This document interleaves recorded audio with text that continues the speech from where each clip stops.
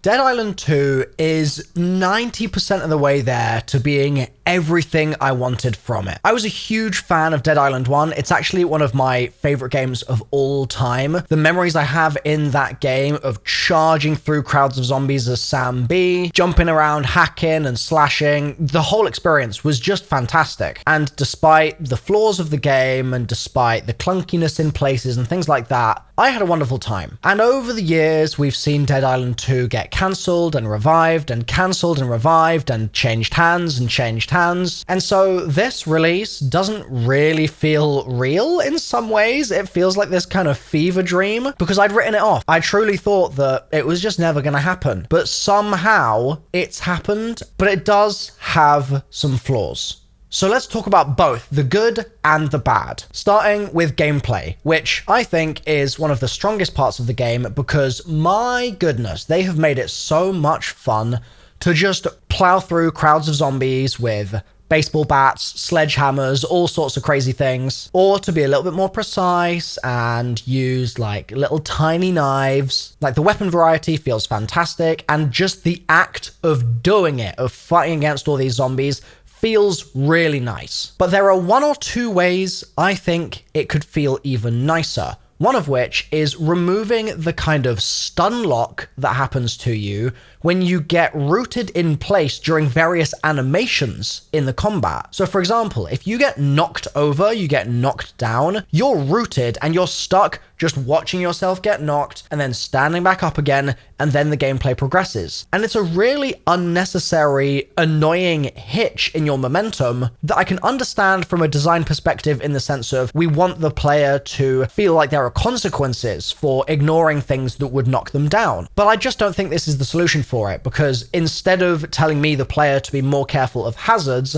it tells me, the player, that the game is a bit annoying because I get taken out of my flow state when playing anytime that happens. No matter how careful I might be being, maybe there's something behind me I just don't realize, and boom, I'm in this really annoying state. There are a few other areas where that happens as well. Some of the finishing moves, stuff like that, slow-mo that you can't control, so sometimes kill will be slow-mo and you sort of won't want it to be. You'll be sort of sitting there tapping your feet going, I kind of want to keep moving now, even though a lot of the time it feels fantastic and it looks awesome. It's just a player control thing that I feel like, because they're having more of a hand in, it means that you as a player do feel like you've got a little less agency at times. On the guns front, they feel a little bit weird to me, and granted, I come from a Call of Duty background, so I'm obviously gonna be holding them to a very high standard here, but they just feel a little strange, and I haven't really found any guns that I've particularly loved either. There have been some very strong ones, but they aren't as characterful as some of the melee weapons, and that's something that I hope I will either continue to find later in my playthrough, or that might end up being added later down the line in DLC packs or whatever they're going to do there. We'll talk about that later. But for now, just feels like it's been a teeny bit of a missed opportunity because the guns are just guns so far. And I've completed the campaign. I also at times kind of wish that there was a way to run faster or some kind of better transport system, because there's fast travel, but the fast travel points are pretty spread out, and sometimes I don't want to have to run all the way through Beverly Hills just to get to a fast travel so that I can fast travel to a new area and then run for another 5 minutes to get somewhere else on Venice Beach. Like, it's a little slow at times, and I think that makes the world feel bigger, but in a bad way, as opposed to making it feel more accessible and making me want to push out into those far reaches. But thankfully, there is something counteracting that feeling, and that's the graphics. Oh my goodness, this game is gorgeous. I went back and looked at some Dead Island 1 footage and I was like, oh my, it looked like that? It looks crystal clear in my brain. Like in those memories, it looks damn good, but Dead Island 2 looks damn gooder. I played on PS5. It's gorgeous. I had no frame rate issues whatsoever. And I really like the variability of the different kind of biomes as well. Like, you're underground a fair bit in the game, but the underground didn't feel boring, which was something I was a little bit worried about. I also wasn't stuck down there for too long. You end up going above ground pretty quickly after, and it all feels great. The above ground areas are definitely distinct in how they feel and their style, but they're also pretty similar, so it does all feel cohesive. Like, I think they did a really, really fantastic job on the visuals. But something that I am less confident they did a good job in is the story. And I know, it's Dead Island. Like, the story is not necessarily the driving factor for you getting through to the end of the game. It's the fact that you're having fun beating up a load of zombies. But there were things in this story I loved, I actually adored, and other things that I kind of hated. It's really weird. It feels at times like the GTA 5 campaign to me, which for you I think could either be a good thing or a bad thing. But just the way that the NPCs talk to you, the way that they're presented, you sort of get there, you get in a conversation. Once again, you're anchored in place, stuck looking at them during the cutscene, and you can either skip the entire thing and just move on with your life, or you can wait, but there's no in between. There's no just advance this line dialogue option. And that means that at certain times, characters feel like they talk really damn slowly, but I want the detail, and my goddamn ADHD brain just can't do it. Like, I'm sitting there so frustrated, wanting to ingest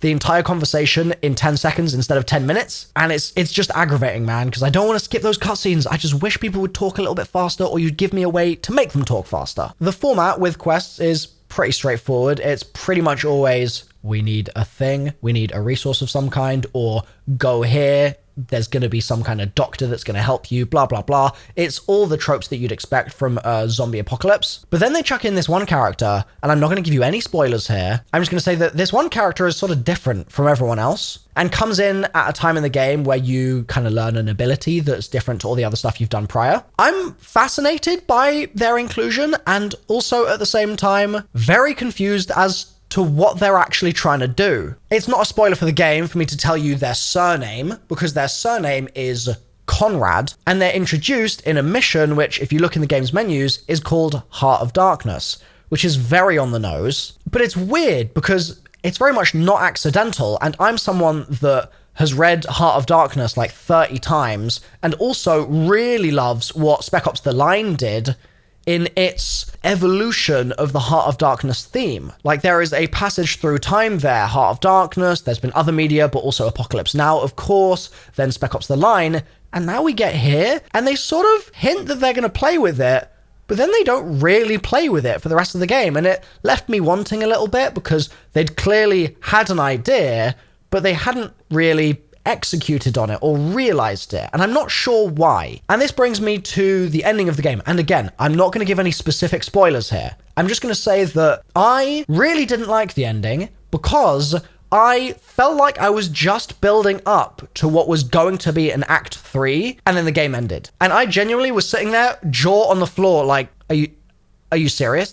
This is the credits? Like, this is the actual end of the game? This isn't a joke, like a Borderlands joke credits? And it's straightforward to figure out what's going on. They're setting up very obviously for DLC. The game is in a really good place. It's not crashed on me at all. It seems to be being really well received. And so it makes perfect sense to give yourself an obvious and easy leg up to continue that story in the DLC and to keep that monetization train rolling. But at the same time, if I buy a game and I work my way through the story, I kind of want the story to have a beginning, middle, and end. And it didn't really feel like this story had an end. I suspect that some folks will disagree with me on this point. I think that some people will think that it was a very good conclusion. But I was just left with so many questions and so much indecision, I guess, that I would have liked to have been addressed in some way. Like, I don't feel like I did the hero thing, etc., etc., all those usual tropes. And granted, sometimes deviating from the tropes is a really good thing, but in this case, it didn't feel like a deviation from the tropes. It just felt like they forgot what the tropes were, and the game just ended. And I would have liked to see some kind of payoff that was a little bit more satisfying there instead. It clocked in for me at about 14 hours of playtime, and that's with me doing a handful of side quests, but not all of them by any means, definitely less than half of the side quests. I was enjoying the side quests, but I basically just really wanted to see where the story was going to take me, and I will say, I really appreciate the fact that it lets you just keep playing in the world once you do beat the game. It doesn't kick you into a new game plus instantly where you have to go back through the main quest, but then at the same time, I would like there to be a new game plus that I can jump into, so I'm going to keep my eye out for that. It's not something that you need to take super seriously. Like, there's silly jokes throughout, there's lots of kind of corniness. It's not a game that's going to blow you away with its narrative, but it's just fun, man. You just get to beat up zombies and run around a really beautiful world and occasionally set things on fire or electrocute them, or both. And I think that with some tweaks in patches over the coming weeks, and once we get some DLC in the future, this game is gonna be a really damn good zombie game and a really worthwhile pickup. I think that it's pretty much all there now, but it's gonna be elevated into real great status once they add in a couple of those extra bits and pieces. If I had to give it a score, I'd honestly say my experience was probably a 9 out of 10, which surprises me so much. I was so expecting a 6 here. A loved 6 and a cared for 6, but a 6 regardless. But I had a really damn good time. I will say also, just because I have to, that I was provided with a review code. So that's my disclosure out of the way. Now, there were a few things that I learned through the game that I kind of wish I knew from the very beginning, because I wasted a little bit of time through my playthrough doing these things. And I put them all in a list for you. It's on screen right now, so you can click through and learn from my mistakes so you don't repeat them in your playthroughs. Enjoy!